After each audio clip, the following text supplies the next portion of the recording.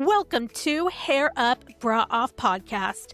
We're here to be your new comfort fix with unfiltered conversations on random topics and gossip. As two women in their 30s, Kathryn, who's been chronically single, and Sue, who is happily married with 2 cats. So take your bra off, throw your hair up, and let's get into it. And men, if you're listening, take notes. Hi, everyone. Welcome back to our podcast. We're so happy that you're here and we're so happy that you follow us. Today, Kat and I are going to talk about a very interesting show that I recently watched on Netflix. And I will be telling Kat what it is about, and she'll be reacting and giving me her thoughts on it. I'm excited and scared.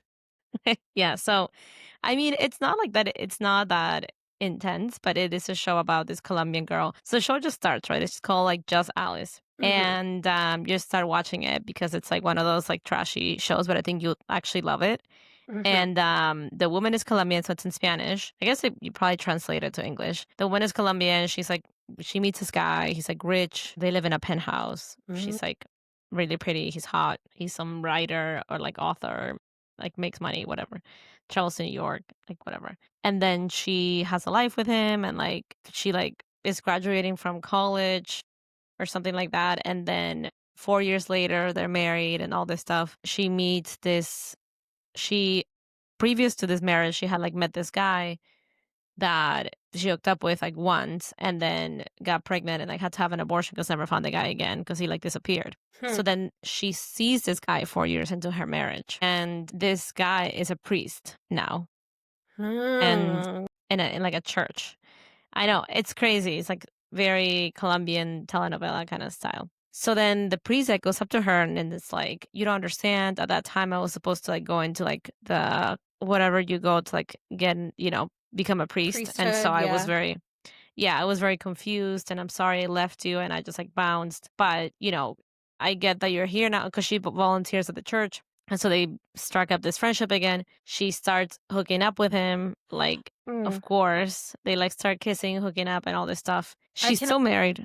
I can already hear the telenovela music, like dun-dun-dun. Exactly. Yeah, Sorry. exactly. So she's still married to the other guy, right? And but this priest doesn't know. So then the priest decides to renounce being a priest, and start dating her, and then eventually proposes to her, and they get married. Wait, So how much of now, a flex is that you got this man to leave his career, his vow to God, to be with you? Okay. So now at this point, she's married to 2 people. Wait a second. Okay, wait a second. How? So she didn't get divorced first? She doesn't get divorced, and the other guy doesn't know that she has this all that. So the way that this series makes it work, or like, because it's a 15-chapter series, I think, is by she tells the one guy, which is true, she's a campaign manager for this like political, like somebody that is like running for a political position. So she has to fly a lot. So she's like always flying. Okay. And when she's flying, she's staying with the priest or the former priest. Okay. And then, Banyu, the priest is poor, the poor side of the city. This all happening in Bogota, Colombia. And then to the priest, she tells him that because when she met him, she was gone a lot and all the stuff. And she's like, I'm a flight attendant. So she goes to a parking lot every day, or I guess every other day, and changes into a flight attendant suit and then like uniform, and then goes to see her other husband. So, and mind you, she has 2 husbands, is changing in between husbands, is like staying with both of them, like during the same week. This is And dedication. This is dedicated. And then she has a full-time job, Kat. Full-time job. She like is a full-ass like political consultant.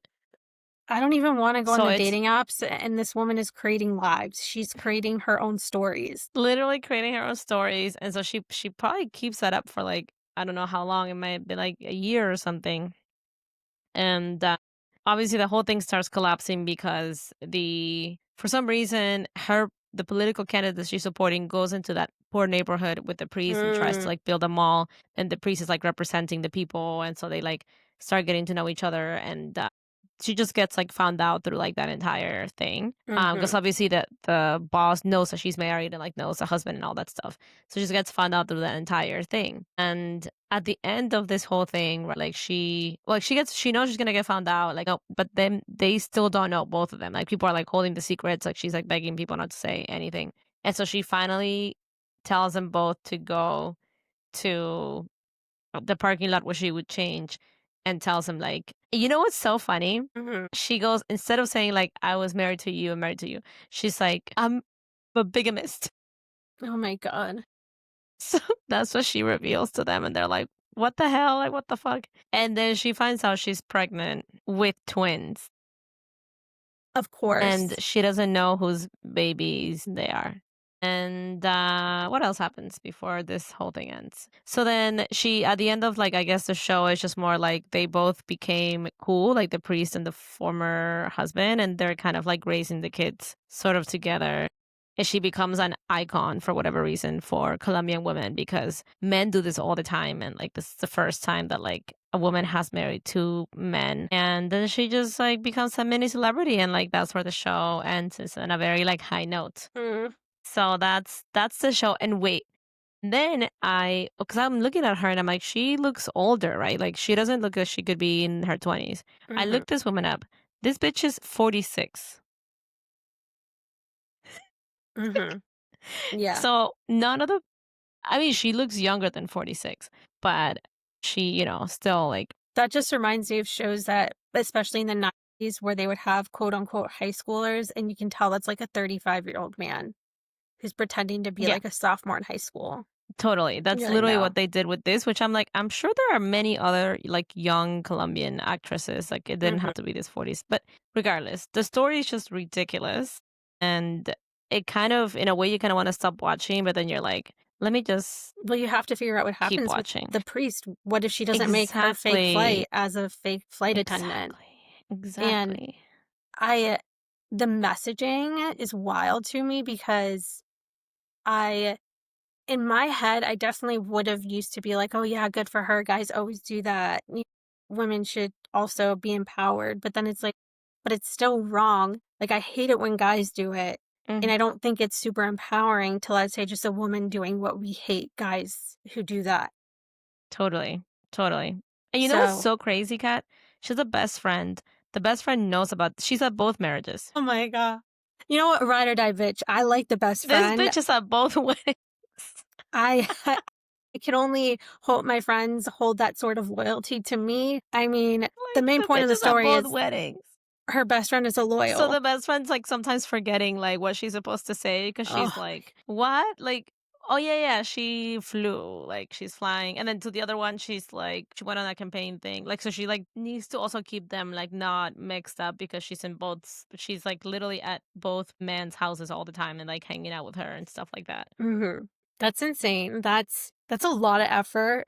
If Mm-hmm. anything, she at least has good. What's it called? She knows how to pick a really good best friend. You know, one that will ride with her through all of her loops and Yeah. holes and her marriages. Huh. Insane. Insane. I was just like so taken aback by it. It's like such an interesting show, especially coming out of like South America, to be like, oh, Hmm. this is gonna be the but yeah, I don't it's not realistic at all because Yeah, of course not. how are you gonna have time? Can you imagine having two husbands in the same That's city It's not too? even it's and it's more so not even time, but just energy. No one has the energy to hold two relationships together while in the mix of carrying two jobs, basically, and then traveling. I mean, yeah. And then the But ending. I think that it would be okay if they knew each other, right? Like sister wives or like what's the other whatever the Well, I shows mean, of like you mean people if that all participants were aware of the exactly like situation? Well, yeah, of if the two course. guys were aware, then it makes it easier to manage, I Well, guess, no, just yeah, of from a course. That's. managing perspective. But I'm Yeah. talking about just the whole charade of it all. I mean, But yeah.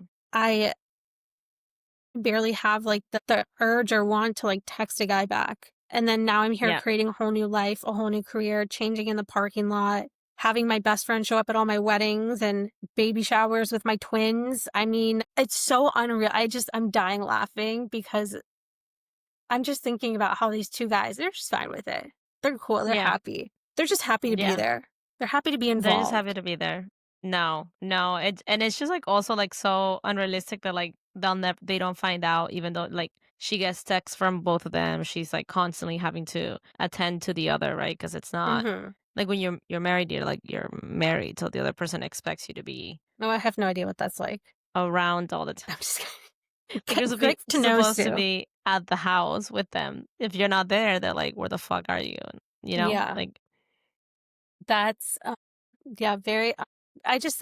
Where am I wrapping my head around? It would have been really funny though if like the husband was like, "Joke's on you, I have two more wives, and they're both pregnant with yeah. twins." Well, so the original husband does end up having a secret, which is that this is soap opera, so obviously crazy shit is happening right and left. So one of the side quests that happens is like he has this kid show up. He's like 22 years old from Argentina, and it's like, I'm your son. You don't know me, but I'm your son. So like, I guess he had a kid when he was like younger before he married her. Hmm. Yeah.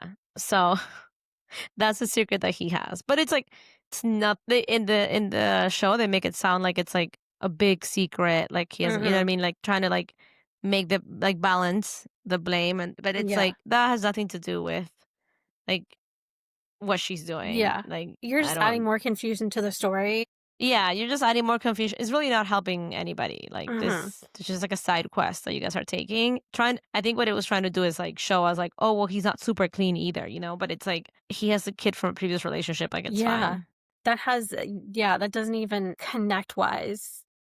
It's, I don't understand. Literally nothing to do with the It's like, fact how do I that make someone look bad? Secret child. But then it's like, secret, but but the like he didn't secret, know, that's what I'm and saying. like But it's a secret child. There's no fault. Like, I don't understand, you know? yeah, So yeah. Anyway, that was the craziest show I've seen in a while. it's just an interesting message. Like you said at the end, Sarah was this hero and she was a feminine icon. Also, women carry so much stress in general from their day to day lives that it's like adding this, I think would just kill me. Yeah. Yeah, no way. I mean, You know, congrats on getting a priest to leave his calling and his career and his one thing that he probably was super passionate about to be part of your polygamous story. But literally. that's wild. But I have a question though for you. Like, if you could, would you have? I guess it's a question for the audience. Like, would you have two plus boyfriends if they were all okay with it, or No, they knew about each other? no. How do you know? I mean, because it's a lot to handle. I think being with one person is already enough. And then you add another set of emotions, another person, another set of, one can even say responsibilities, just doesn't seem like the ideal relationship, you know? But if it, okay, what if it was like, what if it was all open? Like, they could talk to somebody else as well. So you don't have to share the burden of, you're not the only person that's like taking the burden of the emotional issues. But I almost think that would add more emotions because now they have another relationship that they have to worry about. And whatever emotions they get from that relationship, they might bring into this relationship. And it's like, I'm just trying to get it, you know? Mm, mm, And have you ever seen Sister Wives? I have.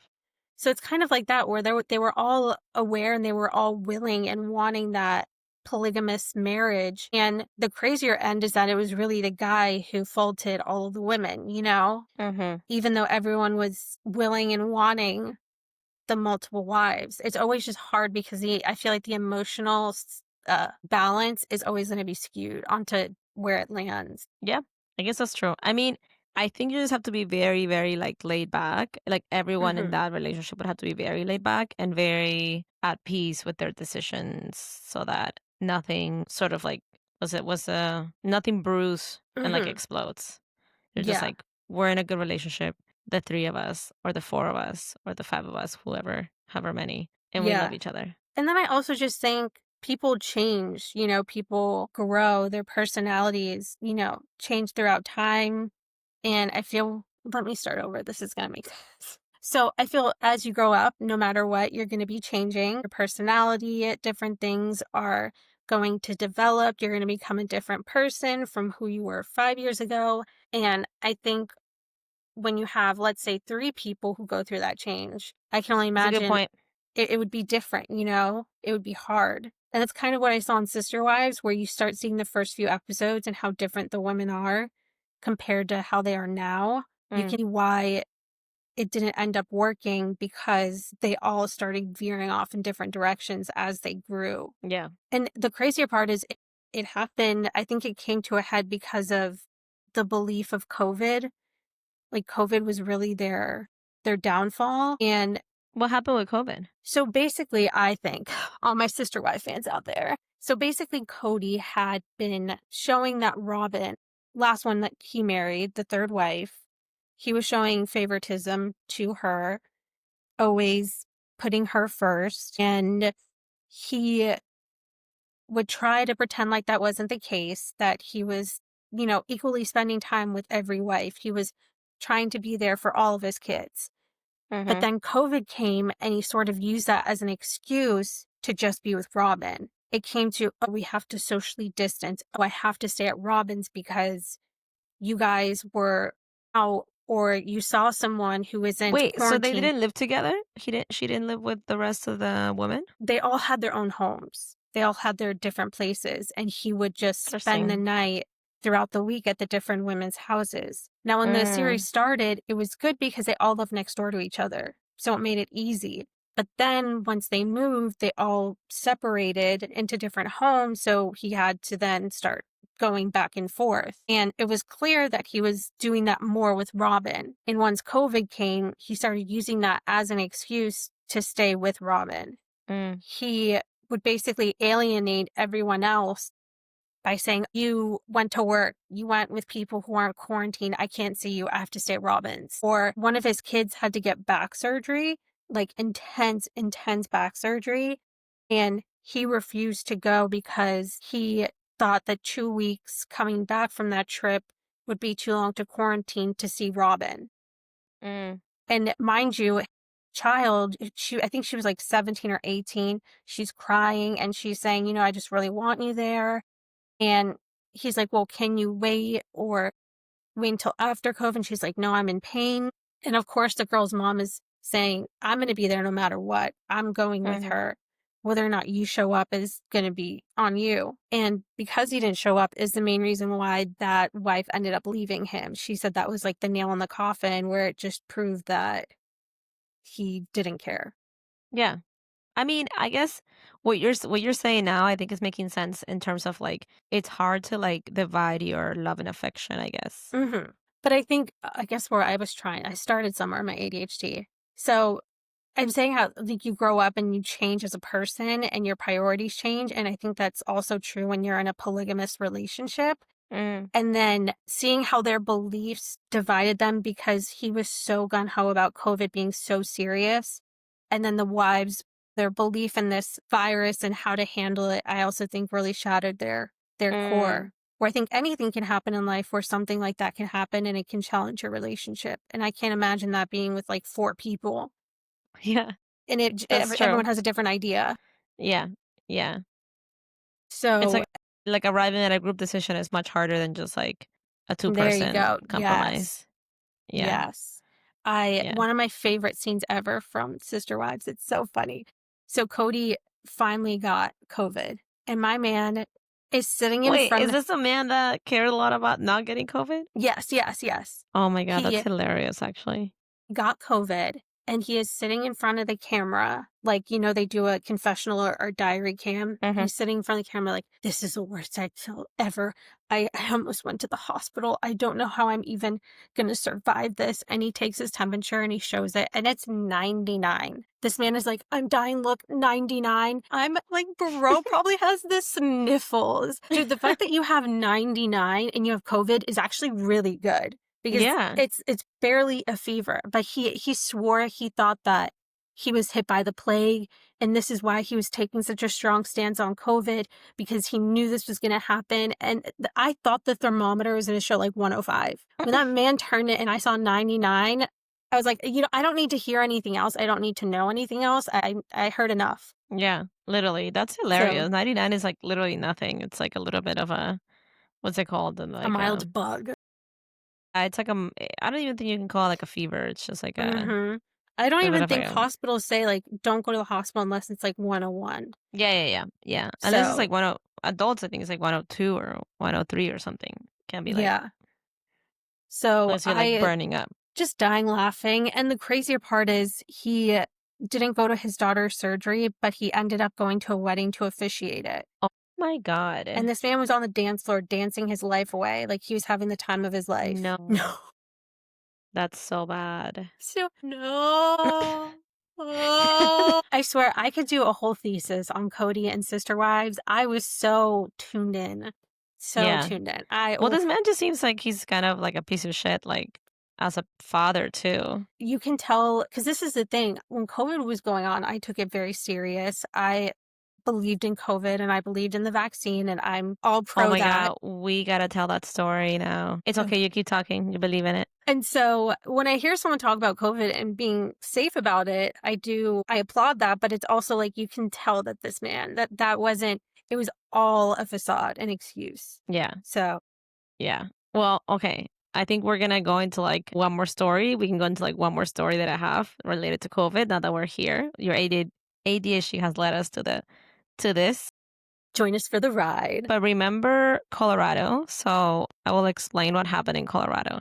Do you go? No, I've never been to Colorado. This whole time I thought that you went. Bitch, I was not there. I don't know how many times I got to tell you if I have to start wearing a shirt that says I was not in Colorado with you. I feel like, remember, Kat? This is the second time on this podcast, mind you, we've done not that many episodes. The second time she has asked me if I was in Colorado. Whatever. But continue. Wait, did we already talk about this man? We probably already talked. Did we talk about Nicholas? Yeah. Okay, but this is related then because one of our friends was kind of like you. The whole time she's like, guys, everyone get the vaccine before we go to Colorado. Like, I'm super scared about it. You know, we're like, for sure. So we all get the vaccine and like we fly wearing our masks, whatever, trying to be safe. Get to the house. We're like having a good time. And then one of the nights, like, go to this bar, and then at the bar, right, she meets this guy named Nicholas that's like a vampire, ends up being a vampire. I already talked about this in another episode, but that's beyond the point. Takes him back to the house, starts making out with him in the hot tub and stuff. So, you know, this whole time I'm thinking, I'm like, I guess her fear of COVID has significantly decreased. So we're like, the whole thing happens, you know, we were scared of him. We sleep with like knives under our pillows, and then he leaves, and then we all get back into the car and we drive back to the airport. And apparently at the airport, she's like, so they're all wearing their masks and they all get hungry. So they try to go into like a place to eat. And apparently she's like, oh, I don't know if I want to like, you know, take my mask off. Like, I don't want to get COVID. And my friend is like, is this not the same bitch that was making out with some guy from the bar? Nights ago. A woman has needs, you know? Like, is this not the same bitch? And it's like, we laugh about it now, but it was just hilarious. Like, just like the level of concern for it outside of a clear like, if you were to get it from anybody on that trip, from anything that you did on that trip, it would have been from the makeout session that you had on the hot tub. I don't know. The airport's super grimy. I'm just super. There's a lot. I mean, it is. But in terms of like high risk activity, like and that's what I'm saying. I feel like COVID was a really good indicator to show people's true desires and wants. Like, oh, I want to go out and make out with someone. Okay, I'm going to do it, and that would just show I really wanted to do it. You know? Yeah, or like what they would prioritize of like. Yeah, prioritize. That's a better word. It was like they would prioritize like, well, I'm going to do this because in my mind, like this is what I want to do, but then I'm going to pretend like everything else is a risk that I don't want to take. And people primarily prioritize meeting other people, which is hilarious. Like love life was prioritized number one. So they were like, this we can still do. And it's like, I think that if there's going to be a risk of you getting, it's primarily going to be from you making out with a new person or like going on a date with a new person or something. Yeah. But to them, that was like, no, it was, you just want to like, you know, humans are irrational. So you're like, let me just put that out of my mind and then worry about everything else. And it's like you can't just like do that. Technically, the virus will just like come to you, whichever way, shape, or form it comes to you, you know? Yeah. No, I agree. I remember when we went to your bachelorette party in Tulum, and I'll never forget, we were all in a restaurant and sharing each other's drinks, and we're all laughing like, we have the vaccine, we're fine, and nothing that happened to us, we're unstoppable, the world is our oyster, and we will never get COVID. Give me a drink, girl. Let's go lick the floor in the bathroom. And then we all get back and we all get COVID. I swear, I thought the vaccine was the one thing that would protect us all. I mean, it did because, mind you, we could have gotten it way worse, but I just thought that was really funny. Yeah, The way we that trip were. was hilarious too because I think we blamed the poor Mexican guy from the pool party, but I'm 80% sure it wasn't him, and I'm 80% sure that it was one of the girls that It was came me. already with it. I feel like I keep telling it, and I don't know why. I just feel like I need to come out and share my What do responsibility. you mean it was you? Because the first day I didn't feel good.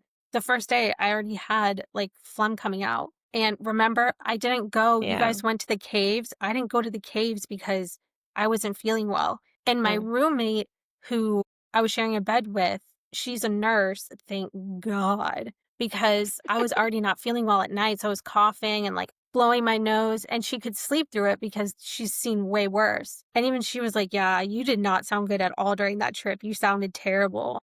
And I think by the third day, it was already like phlegm just coming out of me like crazy. And Wow. I knew I had it. So I'm pretty sure the first day I was already down. Well, you and then another friend that came from Boston, because she's like, yeah, no, I'm super sick, but it's not COVID, you guys. I'm pretty sure because I did like that fake test that everyone does, and it said no. But then it's like, what's crazy is my husband has COVID, but like, don't. I'm just like sick. Wait, who was that? Patient zero. And I'm like, and I'm staring at her. She's telling her story, and I'm like, okay, she's she like, probably so crazy. My husband had it, but I didn't. I was just like, but she was coughing and sneezing, and she was like, the thing said it wasn't like COVID. Okay, she probably so, then brought it, and it just hit me. I'm pretty sure Yeah, that it was.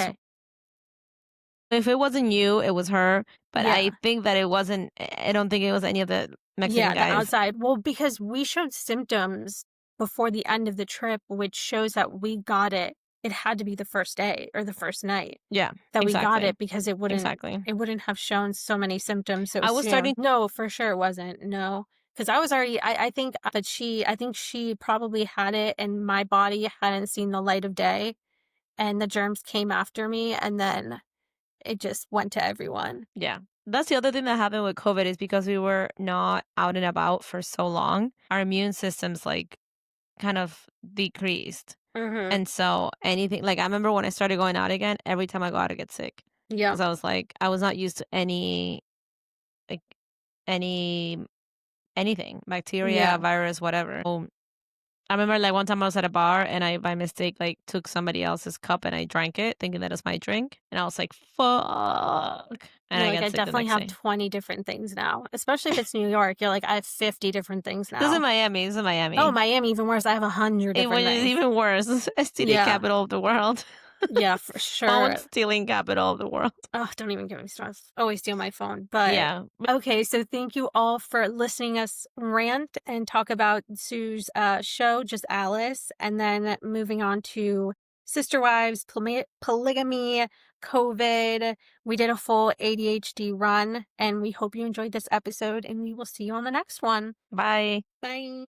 Thank you so much for being with us, and tell your friends, men, or enemies, we're not picky. Follow Hair Up, Bra Off everywhere you scroll. Take care of yourself, and we'll see you next time.